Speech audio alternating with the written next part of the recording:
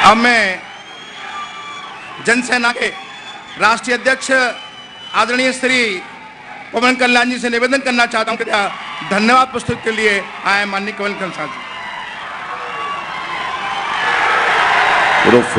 Thanks చెప్పే ముందు రెండు ముక్కలు పెద్దలు కేసీఆర్ గారి దృష్టికి తెలంగాణ నుంచి హైదరాబాద్ దృష్టికి తీసుకురావాలి రెండు అంశాలు ఉన్నాయి.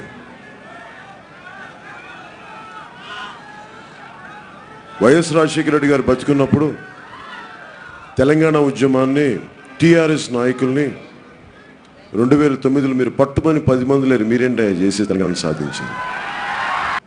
ఆయన ఎమ్మెల్యే కానీ మీ ఇద్దరి పగా ప్రతీకారాలో దయచేసి ప్రజల్ని ఆల్రెడీ 10 సంవత్సరాలు నలిగిపోయాం, వదిలేయండి, దయచేసి ప్రజల్ని వేరు చేయండి. నేను ఒకటే కోరుకున్నాను కేసీఆర్ గారికి, ఇంతకాలం అయిపోయారు, తిట్టారు, ఇంకా ఆపేసని గొడవలు కావాలంటే మీరు కేసీఆర్ మీద చంద్రబాబు గారు తెలుసుకోండి. మీరు దయచేసి మీరు న్యూట్రల్గా ఉండండి. ఆంధ్రప్రదేశ్ రాజకీయాల్లో వెళ్ళి పెట్టద్దు దయచేసి. మీరు నిజంగా చంద్రబాబు గారు రిటర్న్ గిఫ్ట్ ఇవ్వాలంటే ఉస్మానియా విద్యార్థులను ఆంధ్రాలో నిలబెట్టి టీఆర్ఎస్ తరఫు నిలబెట్టండి, అప్పుడు వేసింది నేను ఒప్పుకున్నాను, నేను సపోర్ట్ చేస్తాను. కానీ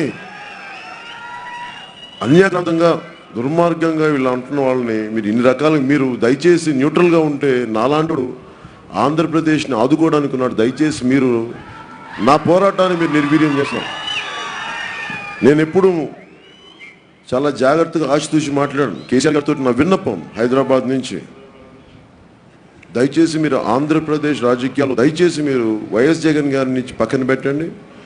చంద్రబాబు గారితో పగా ప్రతీకారాలు ఉంటాయని వాళ్ళ అబ్బాయిని ఇక్కడ పిలిపించుకొని ఇంకోటి ఏదో నోటుకు నోటు కేసులు ఉండే వాటి ఎదురించాను.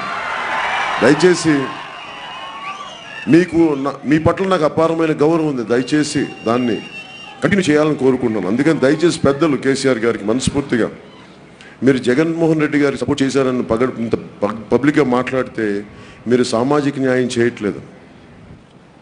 అలాంటప్పుడు తెలంగాణ ఉద్యమంలో ఎలాంటి విప్లవాలు వచ్చినాయి, ఎలాంటి ఉద్యమాలు వచ్చినాయో, నేను పార్టీలో గెలుస్తానో లేదో నాకు తెలియదు, కానీ ఉద్యమం తెలంగాణ ఉద్యమ స్ఫూర్తిని తీసుకొని నేను బయటకు వచ్చేస్తాను ఆ రోజు.